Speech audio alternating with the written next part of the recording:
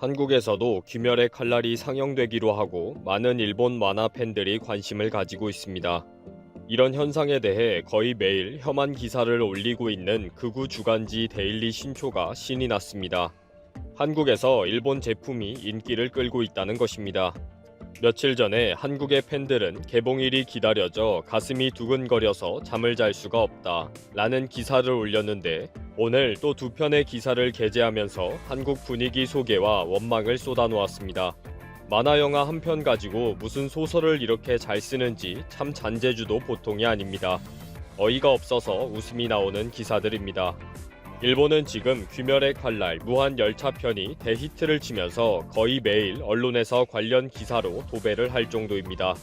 영화 개봉 17일 만에 관객 1200만 명 정도의 흥행 수입이 158억 엔, 약 1712억 원을 돌파한 것입니다. 이러다 보니 매일 입장 관객 수와 흥행 수입은 실시간으로 방송을 하고 있으면서 똑같은 내용으로 칭송을 하고 있습니다. 하루에도 수십 편의 기사가 올라오면서 감동이다, 많이 울었다, 또 보고 싶다 라는 반응을 지겨울 정도로 소개하고 있습니다. 이런 와중에 일본 언론사들이 이 만화 영화에 대한 한국의 반응을 계속 확인하고 있습니다. 특히 데일리 신초는 한국의 반응을 놀라운 망상 장문 솜씨로 기사를 만들고 있습니다. 드래곤볼과 슬램덩크, 원피스 등 일본의 만화는 한국에서 오래전부터 인기를 끌어왔다면서 한국의 곳곳을 찾아가 자랑하고 있습니다. 서울의 홍대 거리에는 원피스를 모티브로 한 카페 디 원피스가 있어서 일본 불매운동과 상관없이 상품들이 불티나게 팔리고 있다는 것입니다.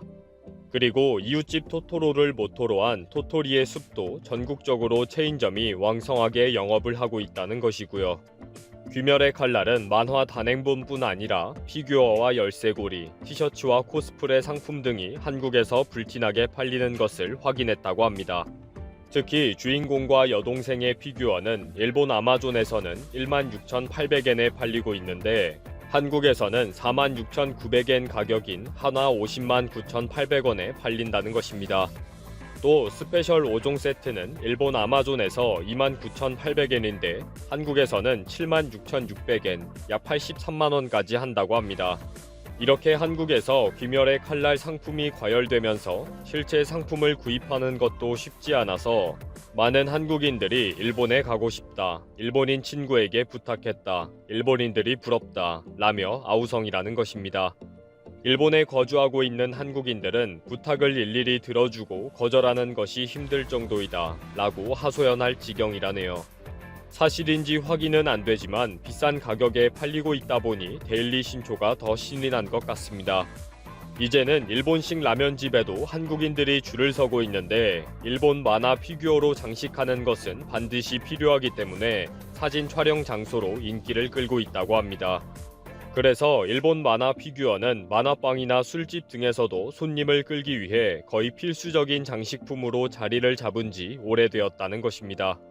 그리고 이제 12월에 개봉하는 귀멸의 칼날 무한열차편이 한국에서 개봉되기 때문에 관련 상품을 무차별적으로 매입하고 있다 라고 털어놓았다고 했습니다. 그래서 한국의 젊은이들은 불매운동은 애초부터 말이 되지 않는다. 일본 제품과 만화 등 좋아하는 것들은 불매운동 하지 않잖아. 선택적인 불매운동이다. 일본 제품은 수준이 높다. 라면서 정부의 항의를 계속하고 있다고 결론을 내렸습니다. 이런 것이 과대 과장, 침소봉대라고 하는 거죠. 한국을 샅샅이 뒤져서 취재하고 한국인들은 일본 제품을 사고 싶어 안달이 났다. 라는 식의 자료를 모으고 있습니다. 특히 귀멸의 칼날은 아직 상영도 하지 않았는데도 전국에서 예매가 매진이 될 정도이고 일본 만화 팬들이 애를 타게 개봉일을 기다리고 있다는 소식입니다. 지난 30일에는 한국의 팬들은 한국의 반일과 불매운동이 단칼에 파괴되었다. 개봉일이 기다려져 가슴이 두근거려서 잠을 잘 수가 없다 라고 했다는 제목으로 기사를 올렸습니다. 영화의 개봉으로 숨어있던 일본의 애정과 추종이 드디어 폭발했다는 것입니다. 그동안 일본에서 상영되고 있다는 소식에 안타까운 심정으로 한국 개봉을 기다리던 팬들이 이제 드디어 볼 수 있게 되었다 라며 환호를 한다는 기사입니다. 이런 황당한 기사를 계속 올리던 데일리 신초가 드디어 제정신을 잃어버렸나 싶을 정도의 기사를 오늘 올렸습니다. 망상과 현실을 혼동하게 되었다는 증거 같은 기사입니다. 데일리 신조는 이렇게 좋은 이웃 국가인 일본을 공격하는 한국 정부라는 기사도 올렸습니다. 한국 정부가 앞장서서 노제팬과 일본 불매운동을 했기 때문에 일본 기업의 실적이 곤두박질 쳤다고 시인합니다.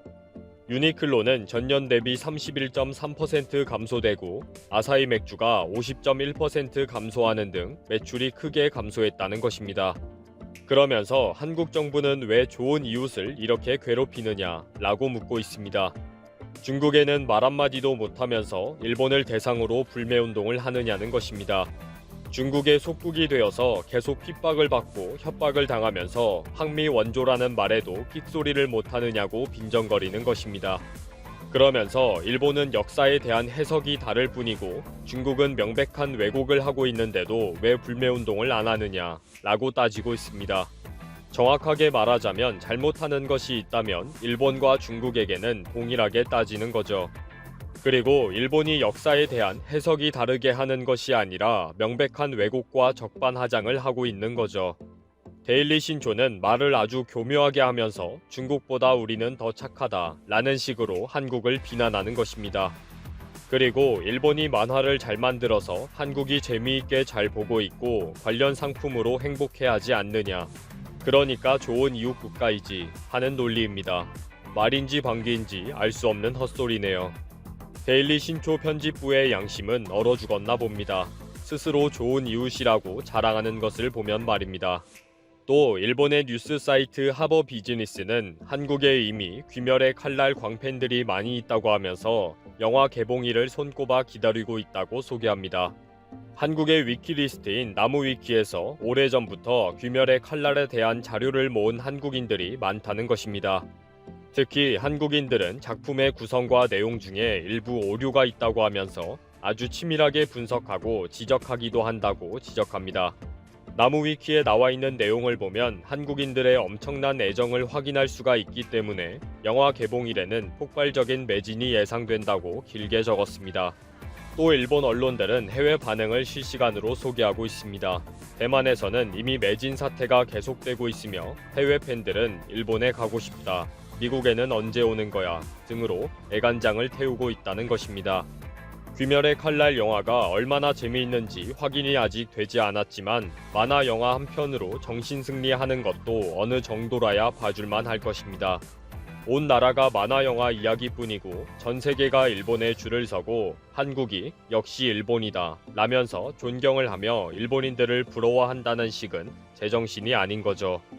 한국에서 만화 영화가 개봉이 되면 일본 언론사 기자들이 한국에 잠입해 사진 촬영하면서 얼마나 정신승리를 하는 기사를 써댈지 안 봐도 눈에 선합니다. 대한민국의 문화예술이 전 세계를 사로잡고 있는 가운데 한국 관객들의 관람 문화까지 이목을 집중시키고 있습니다. 한국인들은 컨텐츠를 만드는 능력은 물론이거니와 문화예술을 관람하는 방법까지 남다르다는 것인데요. 최근 40주년 기념을 맞아 한국에 온 뮤지컬 캐츠를 이끄는 주연 배우들이 한국에 폭풍 감동을 받으며 미국인으로서 감히 말할 수 있는데 미국이었으면 절대 해내지 못했을 것이다. 대한민국 관객들은 최고라며 감격해 찬사를 보낸 일이 화제가 되고 있습니다. 코로나로 인해 문화예술 공연 시장이 침체된 가운데서도 캐츠 뮤지컬 팀은 이 시기에 무대에 설 수 있는 것만으로도 행운이라며 대한민국을 찾았는데요. 사실 이 공연은 무산될 위기에 처했었습니다. 공연을 하기로 계약했을 땐 사회적 거리두기 1단계였는데 리허설을 시작하면서 2단계로 올라가더니 급기야 2.5단계까지 도달해 공연팀 측은 긴장하지 않을 수 없었습니다. 하지만 한국은 언제나 늘 그랬듯 똘똘 뭉쳤고 공연은 성사되게 되었습니다. 캐치의 오랜 명성을 이어가고 있는 주역인 리틀이라는 배우는 미국인으로서 감히 말할 수 있는데 미국이었으면 절대 해내지 못했을 것입니다. 대한민국 사람들은 대단하다는 소감을 밝혔습니다. 하지만 공연 개막이 확정되어도 고민은 가시지 않았습니다. 사회적 거리의 일환으로 평소 관객의 절반밖에 받지 못하지만 사람들이 공연을 보러 올 것인가에 대한 고민이었습니다. 하지만 이 역시 기우였습니다. 메모리로 아름다운 매력을 뽐내는 그리자벨라 역의 안필은 과연 관객들이 있을까 걱정할 정도였는데 객석 50%를 채워준 관객들에게 감동을 받았다. 용감하게 저희를 믿고 안전한 환경에서 공연을 볼 수 있다고 생각해 공연장에 온 관객들 덕에 많은 힘을 얻는다고 덧붙였습니다. 공연에서는 객석을 지나는 몇몇 고양이들이 마스크를 쓰고 진행되었는데요. 공연을 진행한 배우들은 철저한 방역 조치로 QR코드를 통해 한 명 한 명 인원 파악을 하고 빠짐없이 마스크를 쓰면서까지 공연을 관람해준 관객들의 초롱초롱한 눈망울에 감동을 받았다는 소감을 발표했습니다. 실제로 전세계를 이끌고 있는 한국의 문화예술 못지않게 한국인들의 관람 태도 또한 화제가 되고 있습니다. 코로나로 인해 완벽에 가까울 정도로 철저하게 마스크를 쓰고 QR코드를 통해 동선 파악에 협조하는 방역 대책은 전세계 어느 곳에서도 찾아보기 힘듭니다. 철저한 방역 대책으로 주목받고 있는 한국의 관람 문화는 코로나 이전부터 유명했습니다. 특히나 공연하는 가수가 부르는 노래를 따라 부르는 떼창은 내한 공연을 하는 가수들마다 극찬을 하게 만들었는데요. 그 중에서도 몇 가지 사례를 보자면 세계적인 가수 에드 시런은 오직 기타 하나만 가지고 올라와 내한 공연을 펼쳤습니다. 에드 시런의 Shape of You가 흐르자 관객들은 떼창을 했습니다. 공연장에서 가득 채운 관객의 뜨거운 대창에 벅찬 감동을 느낀 에드 시런은 전 세계에서 한국이 가장 제일 반응이 좋은 나라라는 극찬을 했습니다. 한국에서 잘생긴 외모와 섹시한 목소리로 인기를 끌고 있는 덴마크 가수 크리스토퍼 또한 떼창으로 유명한데요. 2019년 크리스토퍼 첫 단독 내한 공연 앙코르 곡으로 나왔던 배드는 레전드 떼창으로 남았습니다. 배드는 유튜브 채널에 올린 한글 번역 버전 영상이 공식 뮤직비디오보다 조회수가 많을 만큼 한국에서 사랑받은 곡인데요. 크리스토퍼는 떼창 일부를 자신의 인스타그램에 업로드하며 한국 팬들에게 고마움을 전했습니다. 떼창과 함께 팬들이 직접 이벤트를 기획해 가수에게 감동을 준 공연도 있었습니다. 미카의 첫 내한 공연 유아 골든 하이라이트 부분에서 금가루를 뿌리는 것을 시작으로 미카의 내한 공연에서는 팬들이 준비한 이벤트가 하나의 관전 포인트로 자리 잡았습니다. 이후 내한 공연에서도 수백 개의 종이 비행기를 날리며 감동적인 이벤트를 연출했습니다. 종이 비행기 이벤트는 미카가 가장 감동적인 공연으로 꼽기도 했습니다. 그 이후에도 미카의 내한 공연에는 팬들이 다양한 이벤트를 준비해 미카에게 감동을 주었고 미카는 이후 트위터에 한국 팬들은 어메이징하다고 올렸습니다. 이 밖에도 영국 록밴드의 전설 비틀즈의 멤버 폴 맥카트니, 마룬5, 제시 제이, 샘 스미스 또한 한국의 떼창에 감동을 받았고 성격이 까칠하기로 유명한 영국 뮤지션 노엘 갤러거는 내한 공연 이후 공식 홈페이지에 장문의 글을 올려 음정과 가사를 완벽히 따라하며 떼창을 해준 한국 팬들에게 감사와 사랑을 표하기도 했습니다. 세계적인 가수들은 한국 팬들의 열정적인 관람 문화를 접하다 보니 같은 동양권 국가와 비교를 하지 않을 수 없습니다. 그 중에서도 일본을 빼놓을 수가 없는데요. 오죽하면 가수들이 일본에 갈 때는 돈 벌러 가는데 한국은 즐기기 위해 온다는 말까지 나올 정도입니다. 그 중에서도 대표적인 사례가 래퍼 에미넴인데요. 한국에 오기 전 일본에서 공연을 한 에미넴은 한국 공연을 취소할까 고민했습니다. 일본 관객들의 반응이 거의 없다시피 하니 화가 머리 끝까지 났다는 것입니다. 에미넴은 제발 소리 좀 지르라며 관객들에게 요청했고 급기야 제발 너희 자신을 위해서라도 소리를 질러라 라는 말까지 했지만 반응이 제로였습니다. 그렇게 별 기대 없이 찾은 한국에서의 관객들은 신세계를 선사했습니다. 소름 돋을 만큼 완벽한 떼창으로 에미넴의 히트곡 루즈 유어셀프를 부르자 에미넴은 미국에 돌아가서 한 라디오 방송에서 한국인들을 언급하며 최고였다. 반면 일본 팬들의 반응은 정말 최악이었다는 언급을 했습니다.